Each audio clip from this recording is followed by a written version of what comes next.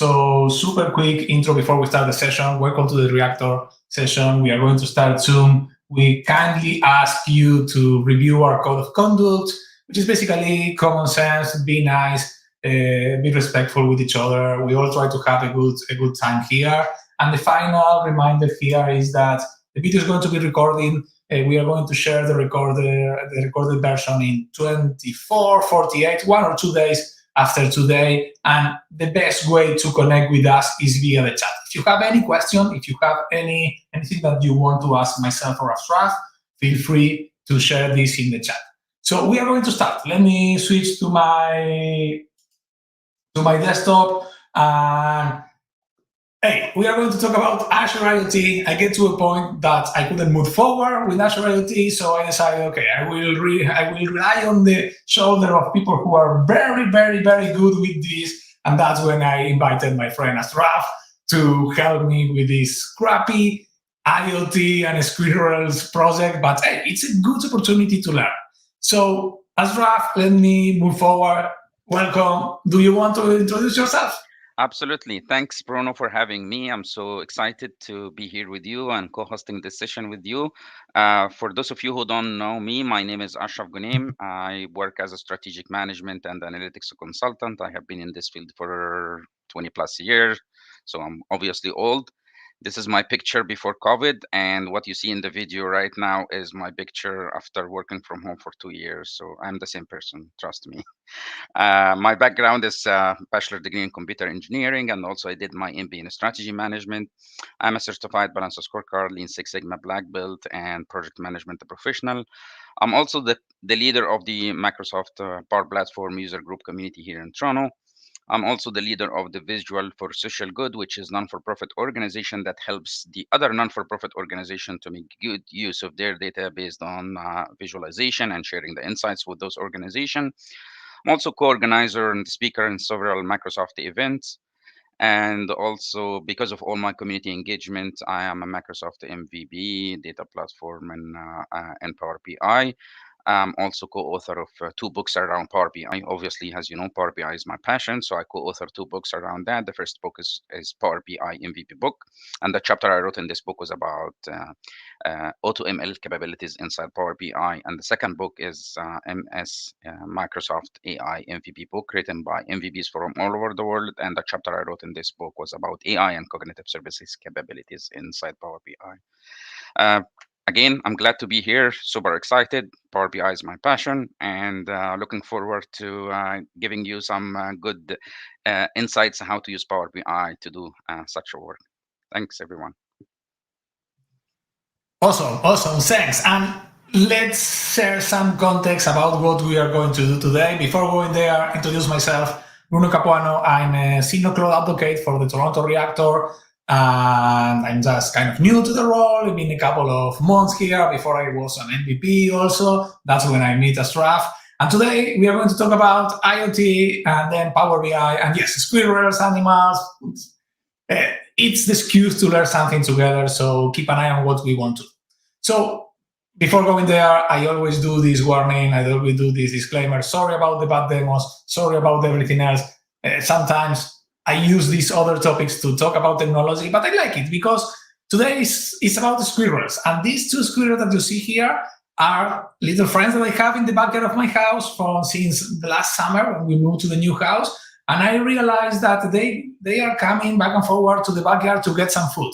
They are Canadian squirrels, so they come even when it's snowing. You can see that it is snowing. So at the beginning of the winter here, I pick up a bird feeder and make some adjustment and create a feeder for them so they will come, get to their almonds, nuts, or whatever. It was super fun. It was nice to see them when they are in the back.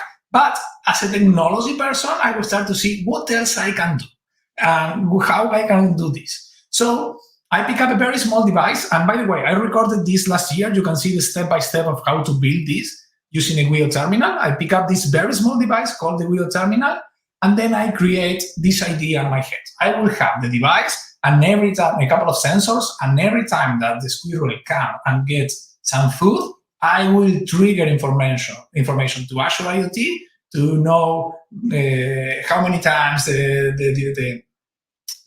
which kind of animal is here to eat, how many times they come here, if I'm running out of food. I have tons of ideas. So I start to play around.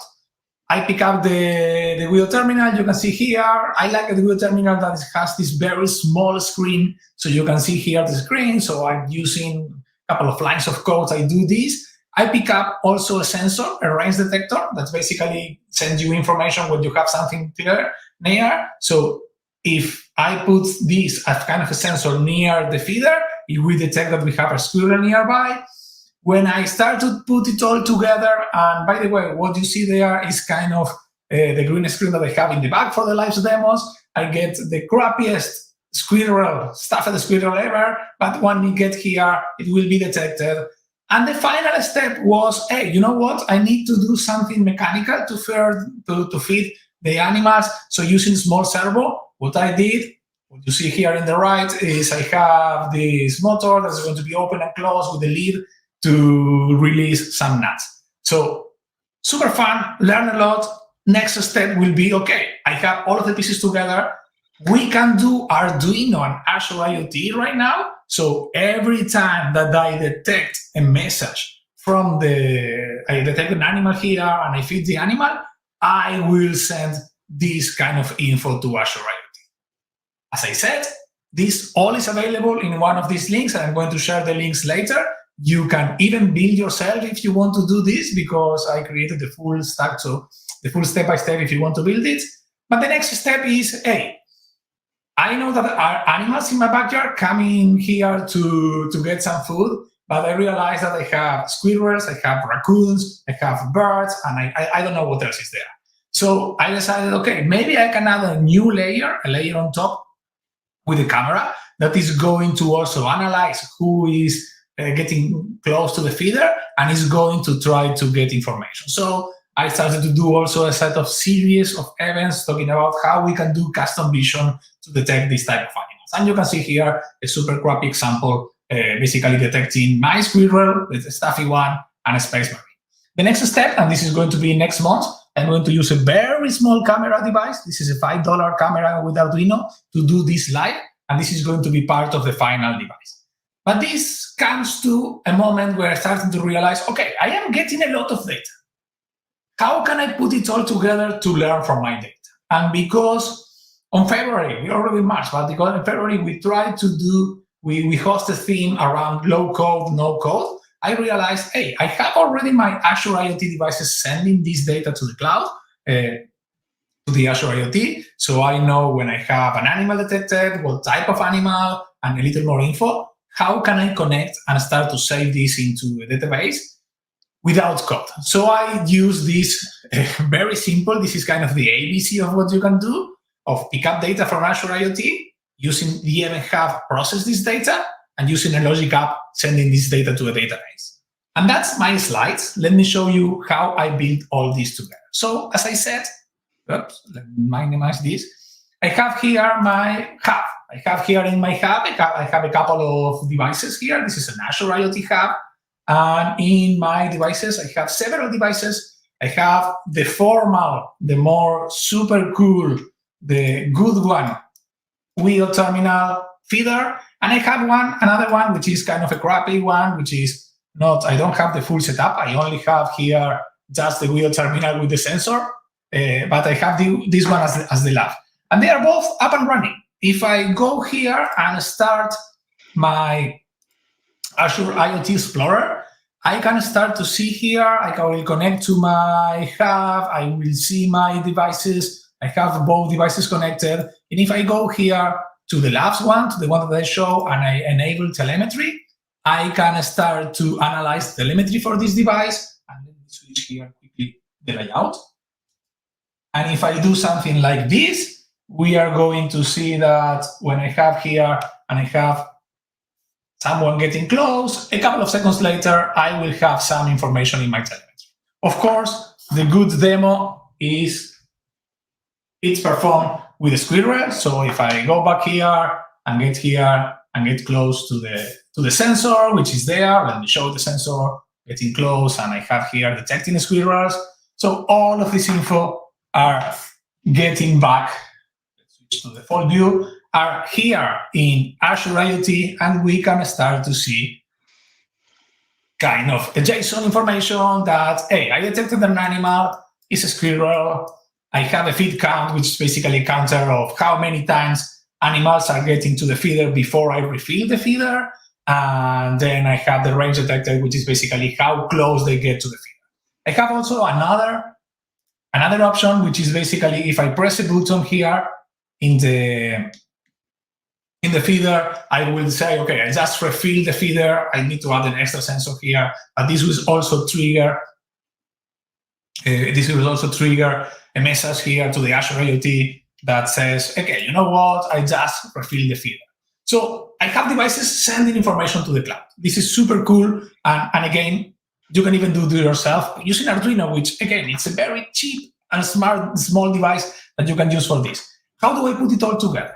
So my next step, once we have it here, I went to the events configuration, and here we can start to create kind of integrations. And you see here that I have subscription, and even doing the ABCs, I can do and automatically connect any type of activity, any type of events that is triggered in Azure IoT, like a device is connected or disconnected, or we have telemetry. I can connect this to an Azure function. I can connect this to a logic app, to an event hub, plenty of stuff to do. There are a super amazing tutorial how you can do this and use this to do integration and connection with the SQL Server database. But I decided to create a logic app. And this is where I started, this is when it started to get some kind of, okay, I need to do something different. I have this connected, a logic app. This is a super amazing logic app that I have running for the last hour, in example, that is detecting information. And every time that I detect, I simulate that the animal is in the feeder, it will trigger, I will send this information, and the logic app is going to be triggered. And the logic app internally, it's kind of interesting. Let me open the logic app. For you who, if you don't know what is a logic app, it's basically a a no code. It's a piece of logic that you can define, that you are not going to write code, and you can use and drag and drop and create these blocks, these elements that are going to help you to create some kind of a flow. And it's super cool. You have the logic app as part of Azure. You have also Power Automate. I think the latest name in the Power platform. It's everything new for me. But here, basically, I start to create my logic app. And what I did, I said, okay, for my IoT hub, every time that I have a device telemetry, which is also filtered by the first step, I am going to start to work. So here, the first thing that I need to do, I need to start to figure out my data. So I started to use some elements that we have here, and one of the elements is parse JSON. So I know that the message, the telemetry is going to be in JSON format. So I have a couple of JSON samples. I have here a full sample of this is what we have in a telemetry. We have an ID for the telemetry. We have the topic, subject, event type. Then we have data, which is kind of interesting. And we have the body. This is the body. This is where I see that I have a feeder open, feeder closed, type of animal, etc. But with this one, I created a JSON, parse JSON. You can use here basically using the body as an input, and then I need to define the schema. I didn't need to create the schema. I can put a sample payload, and it will automatically generate the schema. But with this, I have my telemetry. My main problem here is not the problem, but this is what I found, is that my body is in base 64. So this information that I am expecting, that is going to say feeder open, feeder closed, animal detected, whatever, is encoded in base 64. So I have an option here. I did this in 2 steps. You can do it in 1 step. First step is let's pick up the body that I have here, and let's convert the body to a string. So super simple is one of the steps that you have by default here to work with the strings in Power Apps. And then the next, in Logic Apps. And then the next step is let's use a function to decode this base 64. Here, I am going to be fully honest with you. I tried to do this at the beginning using JavaScript. You have one connector. I am not a fan of JavaScript, but hey, you have one of the operation, one step that you can do inline code. So initially, what I did something like this. I said, okay, let's create a new variable. It's going to be encoded body, and I am going to add here my body. And then once I have my body, I am going to define a new variable, which is going to be encoded body, which is going to be, I'm going to use the AutoML function from JavaScript from the encoded body.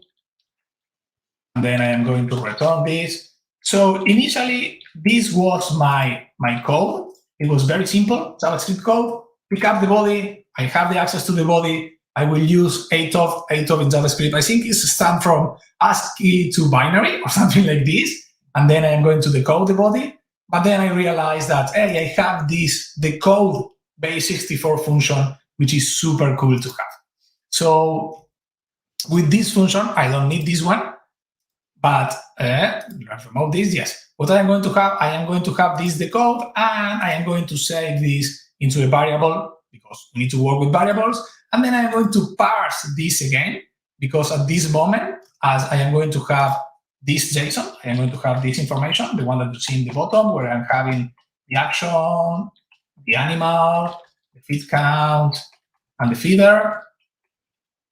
And with this, I can basically start to process and get this information. So with this, I decode this information, and I can save this to a database. That was kind of the idea. Because it takes a lot of time to refresh, what I am going to do here is just basically send an email, which is going to have in the subject the device that I am using, the action that I am doing, the animal, the feed count, and the range detected.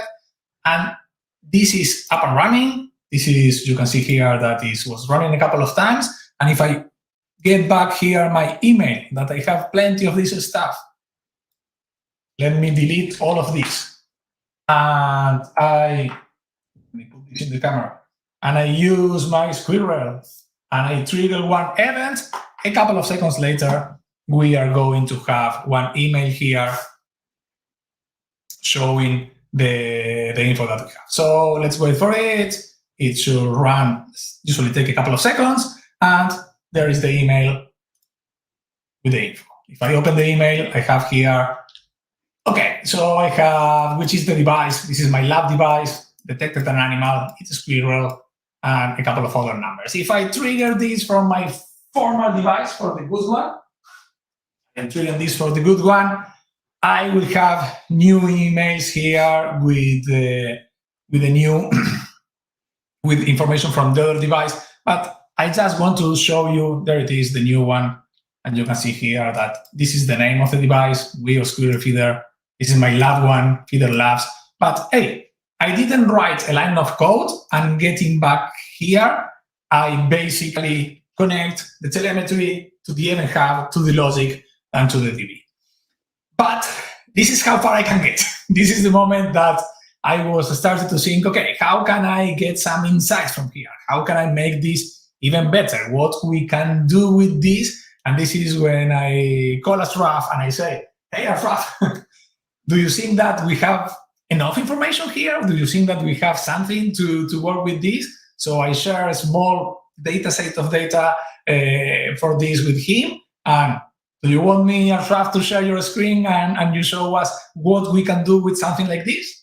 Absolutely, absolutely. It's so exciting, actually, Bruno, to see how the Azure IoT and the other Azure services can easily allow us to do such a work without this spending extensive time or writing extensive code.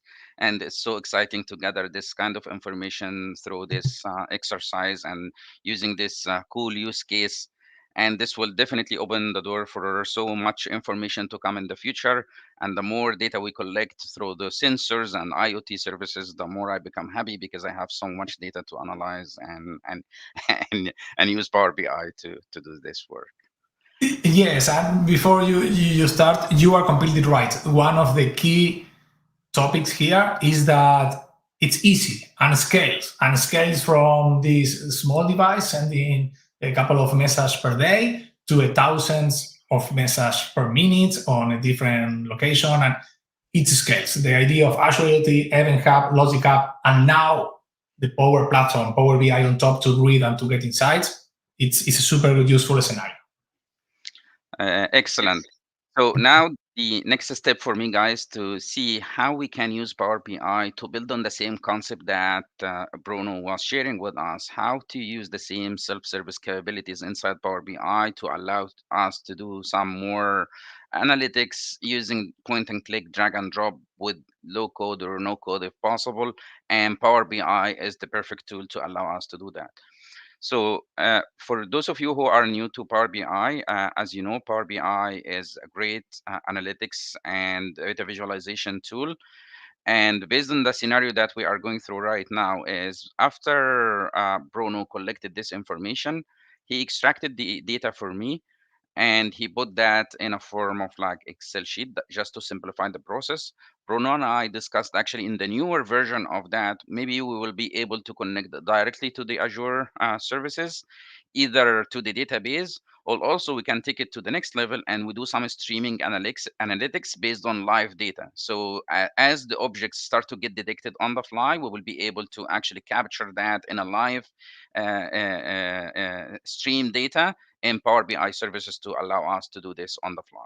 But just to simplify the concept for this version of this project, we will keep it simple. We extracted the data, and this, as you see here, the data is so simple, straightforward.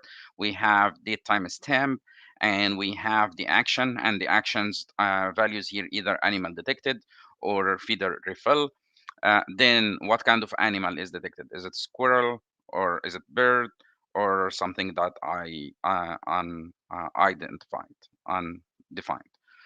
So basically, this is very straightforward, simple information, and see how much insights can we get even from this simple data using Power BI with the same concept of like self-service capabilities inside Power BI. So basically, what we really need to do is to ingest the data and get the data inside Power BI. And to be able to do that, we have so many options to connect to the data sources. And for this purpose of this demo, we are just using Excel file, as I said earlier. So once we connect Power BI to that, Power BI will be able to actually give us visibility to what we have in our data source. And this is just a quick preview. Once we are good with that, so we'll take it to the next level where we can actually do some data transformation to extract more information to allow us to do more interesting work later on, as I will show you in the demo. So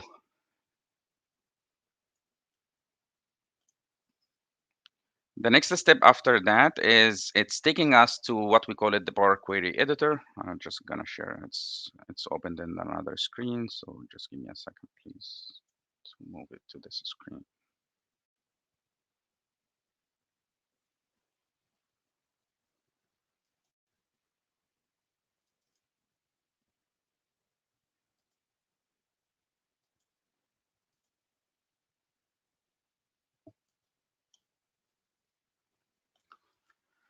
So Power Query Editor is very, very powerful tool to allow us to connect to different data sources and also allow us to do some data manipulation as well. So the very first step here, I noticed that when I was analyzing this information here, we have the timestamp from the data source, which is perfectly fine, but we can also extract some information from the date. But before that, I just want to replace one of the null values here because I understand Bruno's based on his design. He said that this is the animal detection, but I want to use this column also to capture all the kind of actions, whether it was animal detection as well as the feeder refill as well. So, and as you see here, with every time the feeder refill action is detected or is happening, actually, we have null value here. So just to simplify my visualization later on, I will also replace the null values here where the feeder refill happened. And we can actually do capture this information because I need to use just one column instead of switching back and forth between two different columns, because this will be to me is acting as like incident column. So as you see here, those are the null values associated with every time we have a feeder refill. So what I'm gonna do is replace value, and as you see here, right click, and it gives me the option now to replace the values with another, the null value with something else. So I basically paste the feeder refill. So I just have now one column for all the incidents, whether it was animal detected or bird detected or undefined object detected, or also feeder refill as well. So that's will be my incident column that captures everything. Also here, when it comes to the date, as you see here, the date we have is date time format. So I'm interested actually to explore more information or extract more information about this. So one of the things that I can extract, because I need to do more analysis at the time level within the day. So basically I need to extract the time in a different columns because I will get more insights based on that. So what I'm gonna do is duplicate this column, which is the date time column. And from here, I can also extract the information which I needed based on the time only. So what I'm gonna do here is to extract time only. As you see here, it's a duplicate column. It has the same information that we have in the date time, but this and with this step here, I'm extracting the time only. So as you see here, I have the time separated from the date because I need that later on for my visualization. And as you see here on the right side here, we have all the steps that I am applying against my data source is logged here, and I can track exactly all the transformation steps I'm building. So I'm building actually pipeline between the Power BI and the data source logged, and all the actions when it comes to data transformation is already logged here and apply the steps to the right. I can actually rename that column right now. And as you see here, it's so easy to just double click and say, okay, this is just time. Also, I need to extract from this time. I will duplicate that column as well. I need to extract the hours only because also that will be interesting later on. And as you will see later on in the visualization, how I can use that extraction, which is in my case, I will use the hour only. So just what hour in the day. So I'm extracting now the hour from the complete timestamp, and I will rename that to call it hour.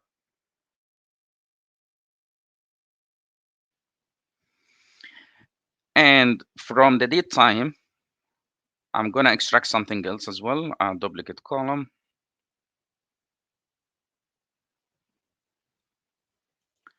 I am interested in extracting from this information, sorry, date. I will extract the day only.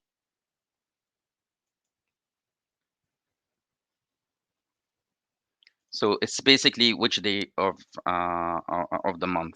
So hours is just which hour, and day is which day in the month.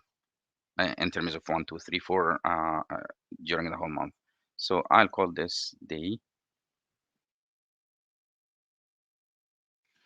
And the last thing I'm extracting as well, because it could be helpful for me to do some to check the patterns within the weekdays as well. Like, do we have any interesting information about that? So I'm extracting also from this column, duplicate column, same concept, duplicate column.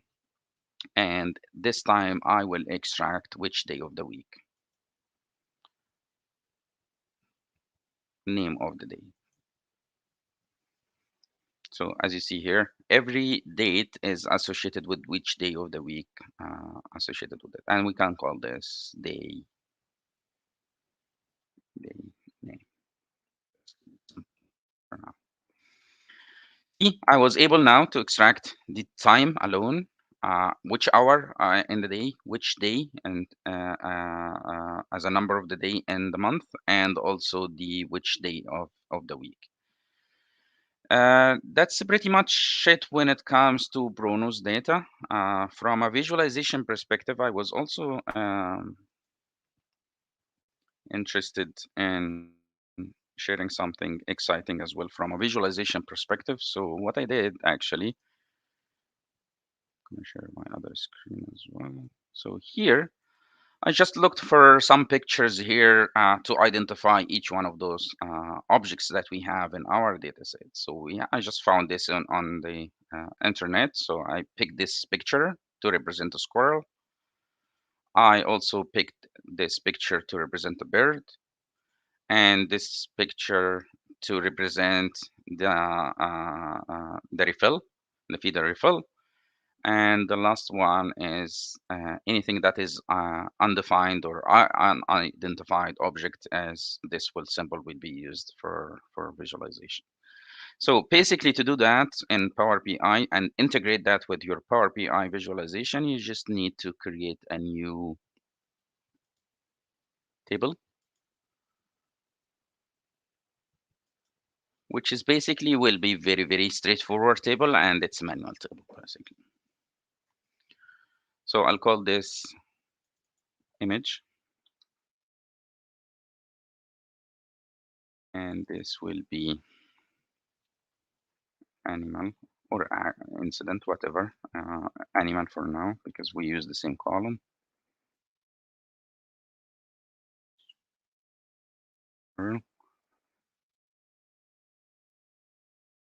And I will use the link for this image.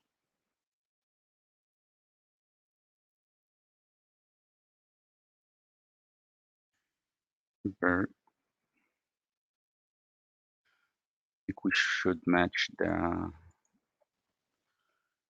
what we have in the source. So the bird, I will be using this picture.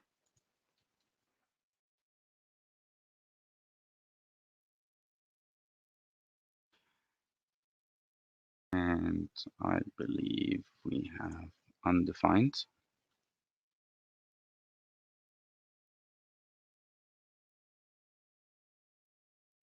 We will use this guy here.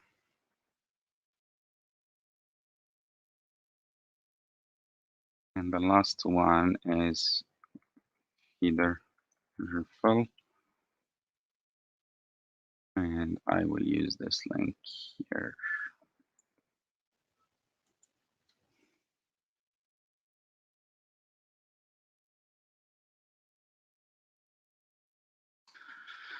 Cool. So squirrel, bird, undefined, I believe, which is, let me double check that is the spelling is correct, matching actually what we have, squirrel, bird, undefined, and feeder from. Okay, cool. Should be good now to go.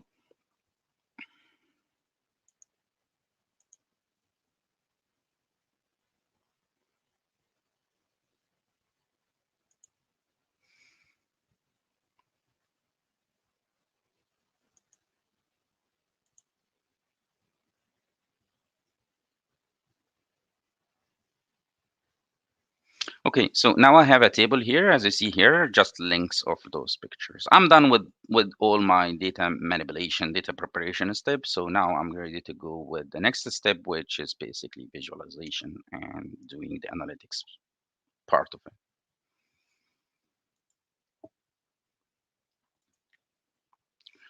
So once I have here, the data now is being transferred to Power BI.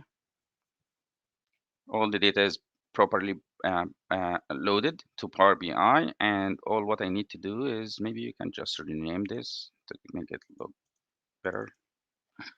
This is data coming from the source. All I need to do now is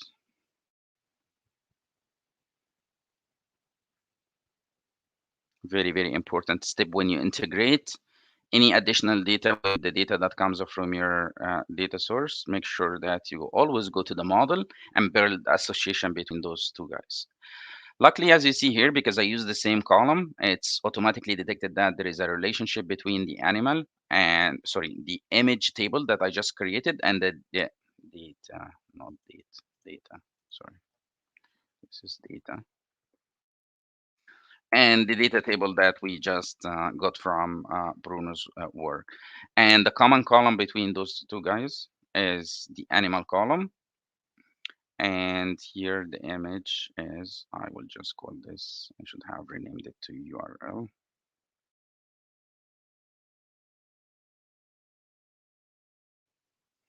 And that's basically what we really need to do. To examine or investigate the relationship, we can just double click here to make sure that, yes, those guys, those two columns are the matching column between those two different tables. Now we are good to go now with the visualization. So let us say that the first interesting analysis here is we need to do some basic counts here when it comes to the number of records.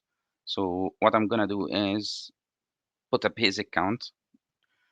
So every time is the bird is detected or the animal or the squirrel is detected, and we need to count that. So it's a generic count function. So we can say, okay, just basic count here, and we are basically counting the rows in the data table. So simple, straightforward formula. And now we can start playing with the data and see how much information we can get from this information. So the count in general, this is the total count that we have for all the records, which each record is representing one incident. And we can slice and dice the data now based on the date. So I'm putting now the date in my x-axis.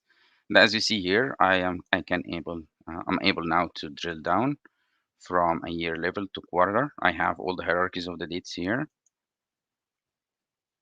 and month, basically everything here in February. And as you see, we started to see the data on a day basis. So every day now we have associated number of counts with that.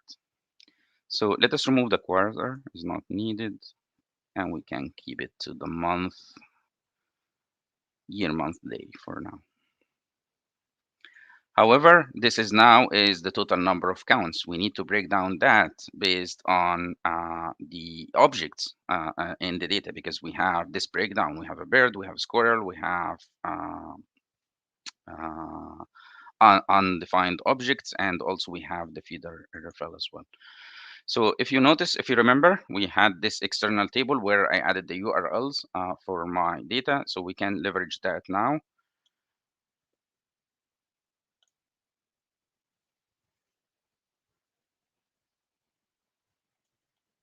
So as you see, this is just a URL for now. Let us make sure that we have the proper data type for that. Column.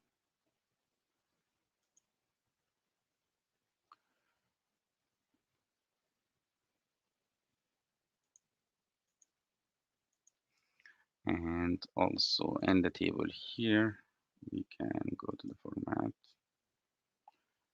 It's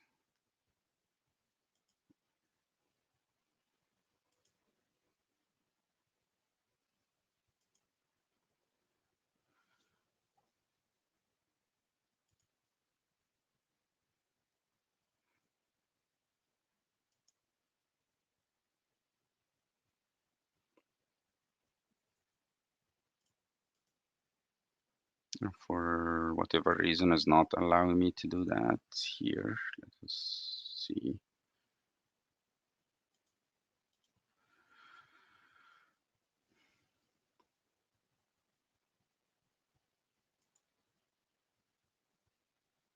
Data type, that's okay.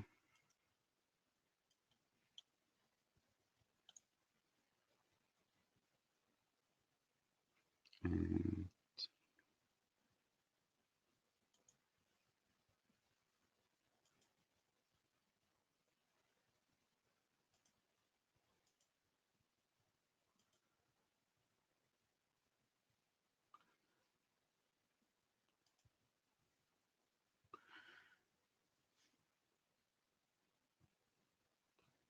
I'm not sure if we need to switch that to slicer.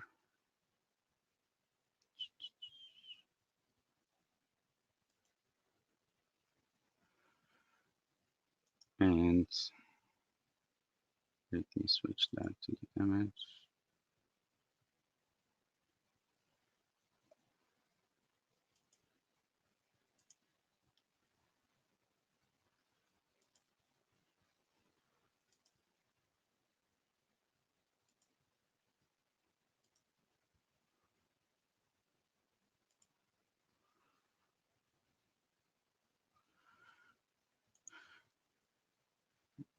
Not sure why it's not responding, but anyway, we will handle this later.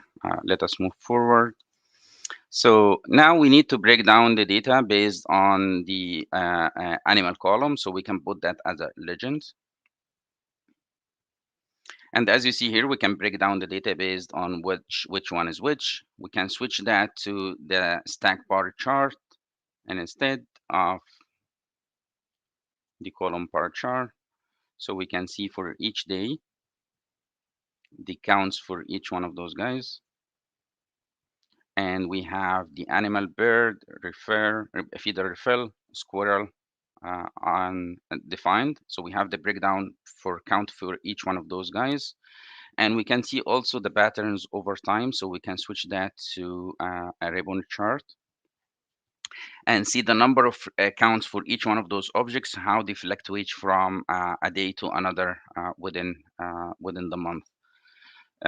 So we can have the number of counts for squirrel, the bird, the feeder refill, and see how they can fluctuate from a day to another. We can also take it to one level down, which is, remember when we extracted the day name, we can put that one level down and see if this number fluctuates from a day to another or not.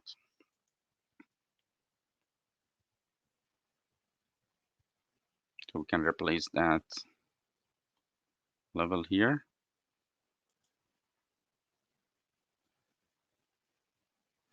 And see also how those numbers can fluctuate from a day to another within the weekday as well. That's can be something interesting to explore. The other one, which we can also do, is we can do some trend analysis and see how the numbers can move from or if we have any interesting trend or not. So something also we can do here is we can switch that to date time here. I'll bring that to date time. And we can switch that to line chart and drill down again to the day level.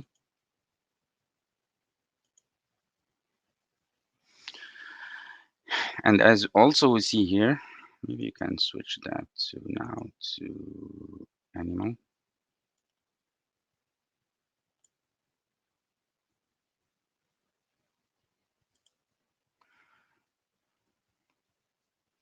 So we can have now each animal, and we see the patterns when it comes to the fluctuation of the number of the counts per day within the month as well.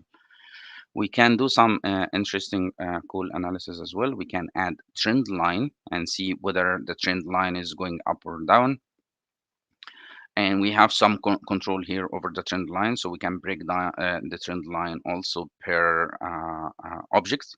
So we can see the trend line for each one of those objects individually. And also we can, that could be something, and we can also do the zoom in. We add the zoom control.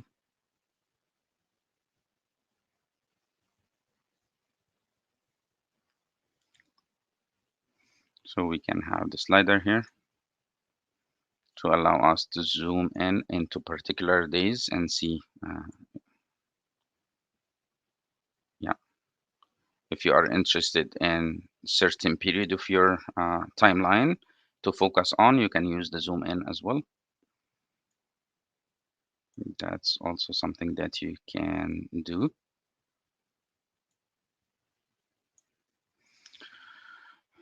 Also, something more interesting that you can do as well. Let me see. Is if you need break, remove the. Ashraf, before you Yep. lose this view or before you switch to another, and I know that we talk about this and you mentioned, it seems that the orange one, which are the squirrels, I'm having Yep. more and more and more during the month. So they are learning that there is free food here and they are starting to come Yeah, by to get more. exactly. That's exactly speak to trend analysis. This is the beauty of the trend analysis because as you see here, the learning curve obviously for the squirrel is improving over time. So as you see, they are coming in a trendy way because they started to learn that there is a food here, as Bruno said, and as you see, the number is getting higher and higher. So they are telling their friends and families, there is a feast here, so come and share us. That's why we have the trend here over time is increasing. We don't see the same trend like bears is also increasing, but not at the same level as we have with the squirrel. So obviously they are learning and they are actually like coming more often to to have food. Also, we can zoom in any one of those one guys here. If you see here, Yes, probably what I need to do if I have, if I can, if I have, you is need to try to invest do. more. I need to get more, and I try to basically try to identify if I have more squirrels coming back to get food, or is the same squirrel coming 20 times per Yeah, day instead yes, of that five. can be also interesting. Next level of this work because in the future we said, okay, is it possible actually to use face detection actually to be able to identify the squirrel itself? Like, is it the same squirrel or they are family of squirrels? And we can put name for each one of those if we can able to differentiate between them based on their image. I'm not sure, Bruno, if that is possible or not, but this is something that could be interesting to explore in the future as well. Me neither, but it's a nice challenge to do some computer vision. And as you mentioned, instead of doing face detection, try to identify squirrel A from B to C, which is it's probably at least by colors. I know I have the chipmunks, which are small. I have gray. I have some brown and dark black. So there are different ways. Maybe I have the color of, and we can figure out something from there. But I like it. Absolutely. So I know that the time is running so fast, but I was just showing you guys how to do some examples here using Power BI. But if we like move forward quickly now to a more complete version of this work, which I spent like some time yesterday to work on. It didn't take me very long time, but I was able to do something like this. So I can share with you the final version of this dashboard. I can have more controls. I can have buttons as you should see here, so I can navigate. So I can do the first step here is doing some comparison analysis. And as you see here, the data fluctuation over time and the rank for each one of those objects. This is the image that I was telling you. We can use that also to filter the data and use that as part of my slicer. So if I click on the squirrel only, I see the data that is the number of counts for each day based on the squirrel or the bird or the undefined objects or the counts of the feeder refill as well. I can combine two values together. So if I click control, I can see the trend also for each one of those two objects combined together, or I can keep adding as well as many as I can. When it comes to the trend analysis, we talked about that quickly. So here in the second tab, I was able to do some trend analysis. Let us, yeah, okay. And as you see here, we have the trend line for each one. I can filter the data only to focus on the squirrel and see, just zoom into the squirrel or the bears or the undefined objects or the counts also on the fluctuation of the counts based on the feeder refill counts as well and the trend for that. Also, I can do some anomaly detection as well, which one of the cool features that we have out of the box now inside Power BI for anytime series data. And just give it a second to populate here. Yes, while this one is running, I have a question that didn't come here in the chat. Is if we want to run this, is this free? what type of license do we have? I mean, the Power BI side. Yes, exactly. So all those features that you see right now are totally free. Power BI Desktop is totally free tool as long as you use it for individual purposes and you are not part of the corporation where you need to collaborate or share with anyone with your organization. But if you are like a single contributor interested to do this work and leverage those features, definitely this is free of charge, 100% free of charge.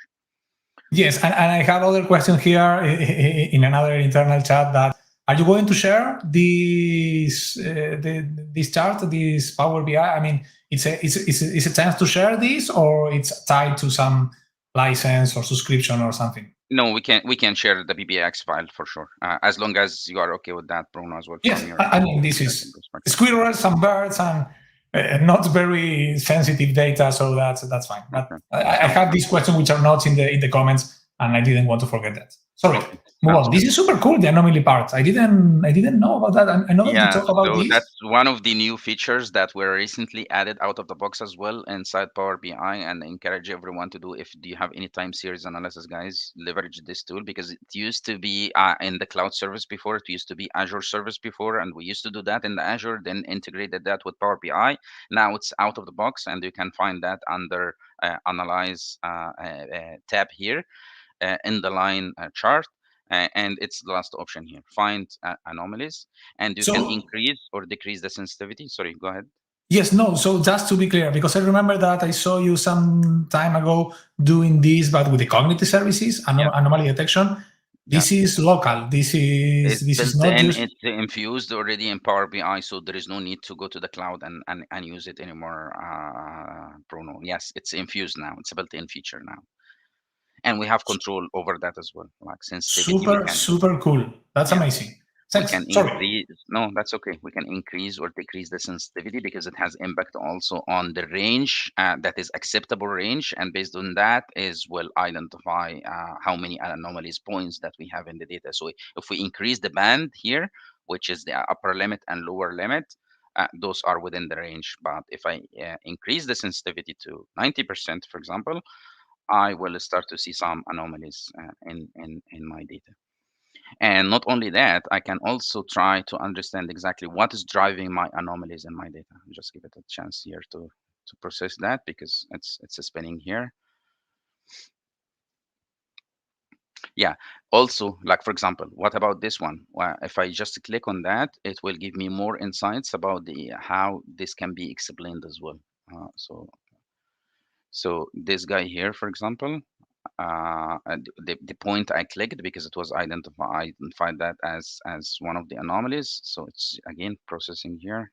It's a little bit slow because I'm sharing my screen, but it should be much faster if you use it locally without sharing the screen.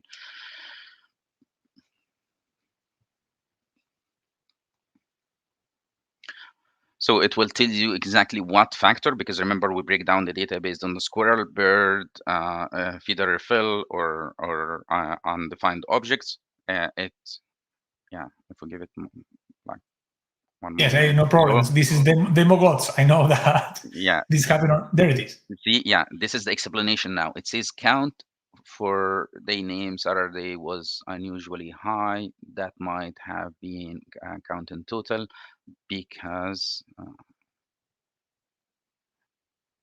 and that's one of the reason because it's a particular day of the week. But also we have another explanation because it says that count for animal squirrel was unusually high, which may have lifted the count in total as well. So one of the core explanation for that, it's either because it's a Saturday, because obviously Saturdays in general, we didn't have a chance to dig deeper into the analysis per day of the week, but Saturday was identified as one of the highest numbers in the weekdays. So Saturday is one of the reasons, and also the other second strongest reason. And as you see here, there is a weight associated with each one of those drivers or predictors. The second strongest reason is the animal squirrel. So squirrel came more in this particular day. That's why it was flagged as an anomaly. If we narrow down the data now to Squirrel alone, as you see here, it's already like identified as a peak value as well. Also, quickly, I know that we are running out of time, so I was able also to do some scatter plot work. So here we have the count of days, and in the x-axis we have hours per day, and we can see also how they vary from a day to another. This is super busy because we have all the whole month.